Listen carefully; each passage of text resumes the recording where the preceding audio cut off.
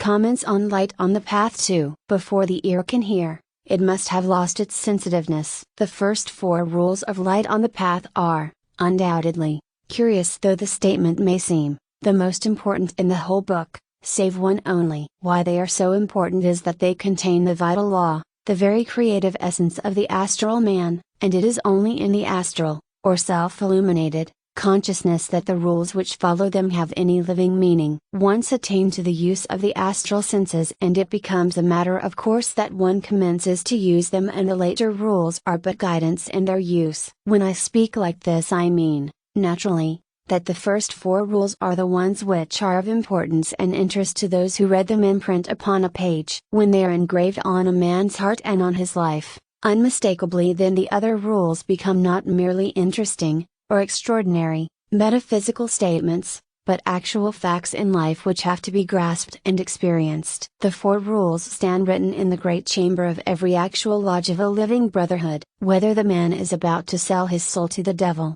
like Faust, whether he is to be worsted in the battle, like Hamlet, or whether he is to pass on within the precincts, in any case these words are for him. The man can choose between virtue and vice, but not until he is a man. A babe or a wild animal cannot so choose. Thus with the disciple, he must first become a disciple before he can even see the paths to choose between. This effort of creating himself as a disciple, the rebirth, he must do for himself without any teacher. Until the 4 rules are learned no teacher can be of any use to him, and that is why the masters are referred to in the way they are. No real masters, whether adepts in power, in love, or in blackness, can affect a man till these 4 rules are passed. Tears, as I have said, may be called the moisture of life. The soul must have laid aside the emotions of humanity, must have secured a balance which cannot be shaken by misfortune, before its eyes can open upon the superhuman world. The voice of the masters is always in the world, but only those hear it whose ears are no longer receptive of the sounds which affect the personal life. Laughter no longer lightens the heart,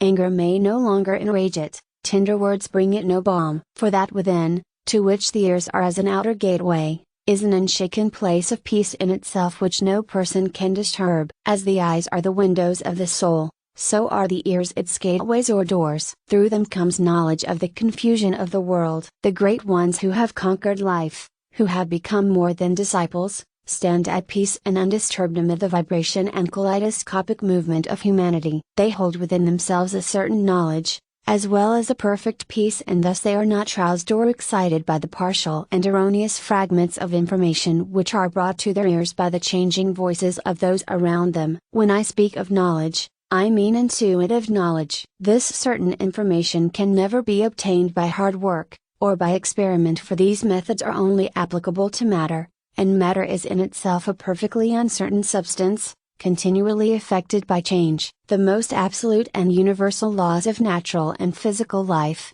as understood by the scientist, will pass away when the life of this universe has passed away, and only its soul is left in the silence. What then will be the value of the knowledge of its laws acquired by industry and observation? I pray that no reader or critic will imagine that by what I have said I intend to depreciate or disparage acquired knowledge, or the work of scientists. On the contrary, I hold that scientific men are the pioneers of modern thought. The days of literature and of art, when poets and sculptors saw the divine light, and put it into their own great language, these days lie buried in the long past with the Ante-Phidian sculptors and the pre-Homeric poets. The mysteries no longer rule the world of thought and beauty. Human life is the governing power, not that which lies beyond it. But the scientific workers are progressing, not so much by their own will as by sheer force of circumstances, towards the far line which divides things interpretable from things uninterpretable. Every fresh discovery drives them a step onward. Therefore do I very highly esteem the knowledge obtained by work and experiment. But intuitive knowledge is an entirely different thing. It is not acquired in any way,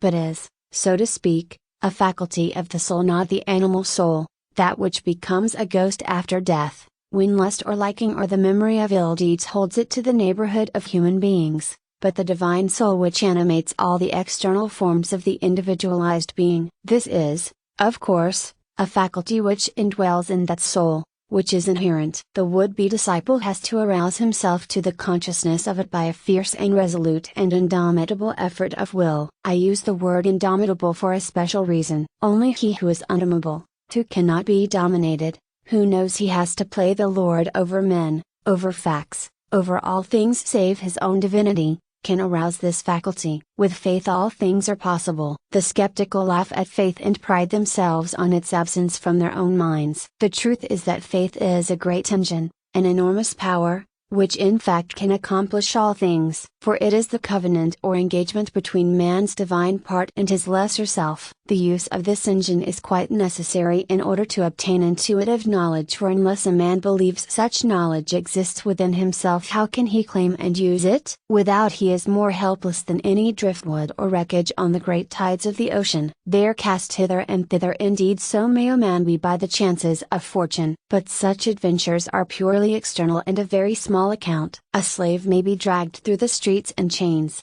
and yet retain the quiet soul of a philosopher, as was well seen in the person of Epictetus. A man may have every worldly prize in his possession, and stand absolute master of his personal fate, to all appearance, and yet he knows no peace, no certainty, because he is shaken within himself by every tide of thought that he touches on. And these changing tides do not merely sweep the man bodily hither and thither like driftwood on the water that would be nothing. They enter into the gateways of his soul, and wash over that soul and make it blind and blank and void of all permanent intelligence, so that passing impressions affect it. To make my meaning plainer, I will use an illustration. Take an author at his writing, a painter at his canvas, a composer listening to the melodies that dawn upon his glad imagination. Let any one of these workers pass his daily hours by a wide window looking on a busy street. The power of the animating life blinds sight and hearing alike, and the great traffic of the city goes by like nothing but a passing pageant. But a man whose mind is empty, whose day is objectless, sitting at the same window, notes the passers-by and remembers the faces that chance to please or interest him. So it is with the mind in its relation to eternal truth. If it no longer transmits its fluctuations, its partial knowledge, its unreliable information to the soul, then in the inner place of peace already found, when the first rule has been learned, in that inner place there leaps into flame the light of actual knowledge. Then the ears begin to hear, very dimly, very faintly at first. And, indeed, so faint and tender are these first indications of the commencement of true actual life, that they are sometimes pushed aside as mere fancies, mere imaginings. But before these are capable of becoming more than mere imaginings, the abyss of nothingness has to be faced in another form. The utter silence, which can only come by closing the ears to all transitory sounds, comes as a more appalling horror than even the formless emptiness of space. Our only mental conception of blank space is, I think, when reduced to its barest element of thought, that of black darkness. This is a great physical terror to most persons, and when regarded as an eternal and unchangeable fact, must mean to the mind the idea of annihilation rather than anything else. But it is the obliteration of one sense only, and the sound of a voice may come and bring comfort even in the profoundest darkness. The disciple, having found his way into this blackness, which is the fearful abyss, must then so shut the gates of his soul that no comforter can enter there nor any enemy, and it is in making this second effort that the fact of pain and pleasure being but one sensation becomes recognizable by those who have before been unable to perceive it. For when the solitude of silence is reached, the soul hungers so fiercely and passionately for some sensation on which to rest, that a painful one would be as keenly welcomed as a pleasant one. When this consciousness is reached, the courageous man, by seizing and retaining it, may destroy the sensitiveness at once. When the ear no longer discriminates between that which is pleasant or that which is painful, it will no longer be affected by the voices of others, and then it is safe and possible to open the doors of the soul. Sight is the first effort, and the easiest, because it is accomplished partly by an intellectual effort. The intellect can conquer the heart, as is well known in ordinary life. Therefore, this preliminary step still lies within the dominion of matter. But the second step allows of no such assistance, nor of any material aid whatever. Of course, I mean by material aid the action of the brain, or emotions, or human soul. In compelling the ears to listen only to the eternal silence, the being we call man becomes something which is no longer man. A very superficial survey of the 1001 influences which are brought to bear on us by others will show that this must be so. A disciple will fulfill all the duties of his manhood, but he will fulfill them according to his own sense of right, and not according to that of any person or body of persons. This is a very evident result of following the creed of knowledge instead of any of the blind creeds. To obtain the pure silence necessary for the disciple,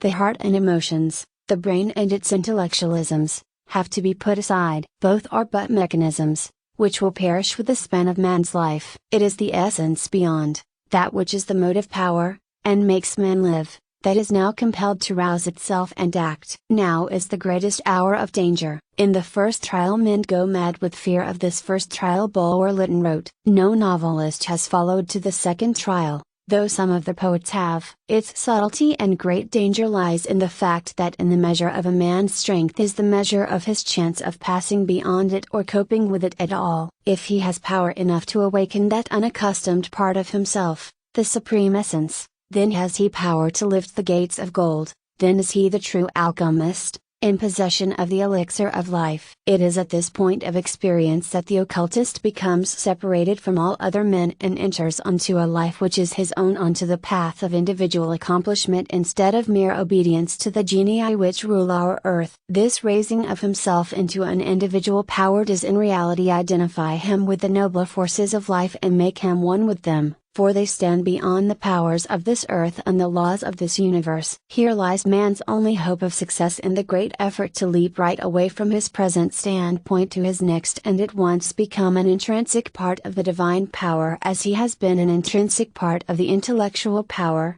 of the great nature to which he belongs. He stands always in advance of himself, if such a contradiction can be understood. It is the men who adhere to this position, who believe in their innate power of progress, and that of the whole race, who are the elder brothers, the pioneers. Each man has to accomplish the great leap for himself and without aid, yet it is something of a staff to lean on to know that others have gone on that road. It is possible that they have been lost in the abyss, no matter, they have had the courage to enter it. Why I say that it is possible they have been lost in the abyss is because of this fact, that one who has passed through is unrecognizable until the other and altogether new condition is attained by both. It is unnecessary to enter upon the subject of what that condition is at present. I only say this, that in the early state in which man is entering upon the silence he loses knowledge of his friends, of his lovers, of all who have been near and dear to him, and also loses sight of his teachers and of those who have preceded him on his way. I explain this because scarce one passes through without bitter complaint. Could but the mind grasp beforehand that the silence must be complete,